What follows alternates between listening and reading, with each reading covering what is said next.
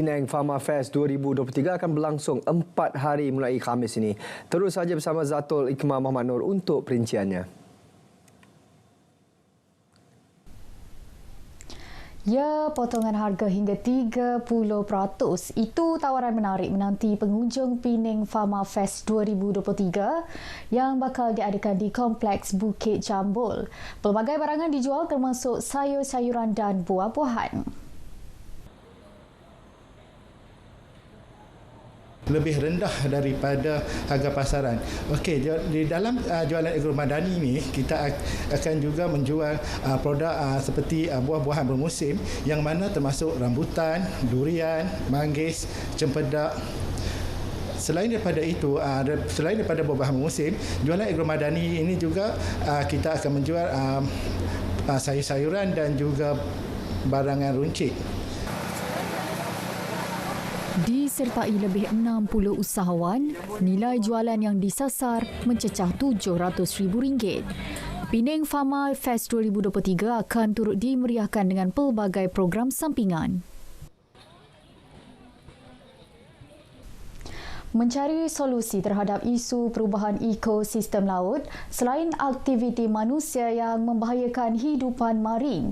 Itu objektif utama Persidangan Biodiversity Marine Dunia WCMC 2023 anjuran Universiti Sains Malaysia.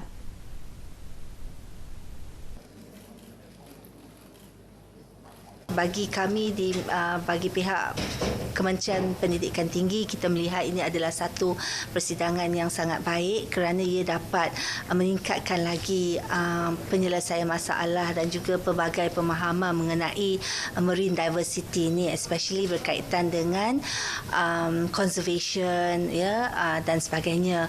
Dan kami melihat bahawa bukan sahaja Universiti Sains Malaysia yang membuat research ataupun studies berkaitan dengan marine biodiversity ini, tetapi juga ada juga institusi lain yang turut sama melakukan banyak penyelidikan ataupun kajian dalam bidang ini. Jadi persidangan 4 hari hingga esok disertai lebih 400 peserta dari 50 negara. Mereka terdiri daripada pakar sains, penggubal dasar dan penggerak NGO. Usaha mengekang kanak-kanak dan remaja terlibat gejala merokok menuntut kerjasama semua pihak. Ini termasuk ibu bapa, guru dan NGO. Usaha berkenaan tidak boleh hanya digalas Kementerian Kesihatan saja. Hanya satu KKM saja yang bergerak. Dia memerlukan pendedahan ni, sebenarnya pendedahan yang untuk meyakinkan ibu bapa, kawan-kawan dan orang ramai tentang bahaya merokok ni perlu dilaksanakan di semua peringkat. Kalau di peringkat komuniti, mungkin NGO di dalam komuniti tu kena bekerja rapat dengan penduduk. Barulah penduduk tu nak dengar apa yang kita nak cakap kan. Kalau kita cakap dari segi macam dekat TV, dengar kat TV, dia tak kenal pun orang tu kan. So apa dia cakap kadang-kadang orang tak nak dengar pun kan. Sekian paparan berita dari Pulau Pinang, kembali ke Angkasa Puri. Terima kasih Zatul. Seorang mekanik rugi RM200,000 selepas diugut melalui media sosial dalam kejadian di Kuala Kangsar, Perak. Ketua Polis Perak, Datuk Seri Muhammad Yusri Hassan Basri berkata laporan mengenainya dibuat mangsa berusia 30 tahun siang tadi. Hasil siasatan mendapati suspek mengenali mangsa di Facebook sebelum diminta menerima panggilan video. Setelah menerima panggilan tersebut, mangsa telah melihat suspek berada dalam keadaan bogel dan menggairahkan. Mangsa yang terpengaruh dengan aksi tersebut turut berbogel dan melakukan aksi tidak senonoh. Tanpa disedari, aksi tersebut telah dirakam suspek dan mangsa hanya menyedari perkara itu selepas video tersebut dihantar kepadanya. Selepas diugut, mangsa telah melakukan 38 pemindahan wang secara dalam talian ke 5 akaun berbeza kepada suspek. Kes disiasat di bawah Seksyen 384 Kanun Keseksaan. Polis memburu seorang lelaki yang melepaskan tembakan di hadapan sebuah rumah di Kuala Gula, Perak awal pagi tadi.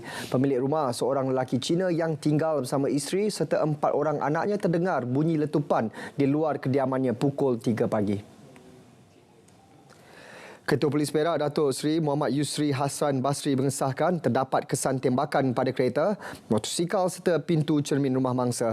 Selain itu, pihaknya menjumpai 5 kelongsong peluru kaliber di tempat kejadian. Hasil siasatan mendapati suspek, seorang lelaki telah menaiki sebuah motosikal dan telah melepaskan beberapa das tembakan ke arah rumah mangsa. Kes siasat di bawah Seksyen 39 Akta Senjata Api 1971. Elemen Geopark diperkenal di peringkat sekolah bagi memudahkan pelajar untuk memahami dan menerimanya. Modul yang dikenali sebagai Geopark to School merupakan inisiatif Lembaga Pembangunan Langkawi Lada dengan kerjasama Pejabat Pendidikan Daerah. Modul Geopark tersebut telah bermula sejak 10 bulan yang lalu. Ia dilengkapi dalam 2 bahasa dan digunakan semasa aktiviti co-kurikulum. Selain itu, modul yang terkandung diterjemah ke dalam bentuk ilustrasi mampu menarik minat pelajar untuk mempelajarinya. Jadi dengan adanya modul ni, semua sekolah di Langkawi, cikgu-cikgu dan pelajar dapat mendapat pendidikan asas tentang Geopark secara seragam. Dan apabila pelajar-pelajar dan guru dapat maklumat yang seragam ni, jadi mesej dapat disampaikan kepada pelancong, kepada komuniti dengan satu standard. Beliau berkata demikian kepada pemberita sempena Majlis Pelancaran Geopark to School di Sekolah Kebangsaan SK Kilim, Langkawi. Dalam pada itu, Guru Besar SK Kilim, Nur Ismawati Ismail menyambut baik modul Geopark yang diguna pakai di semua sekolah di Pulau Pelancongan itu. Bila adanya modul Geopark, pada pandangan saya ia akan memudahkan guru-guru untuk mengajar, untuk memperkenalkan Geopark kepada murid-murid di sekolah, terutama sekali di dalam Langkawi kerana kami ada Kelab Geopark.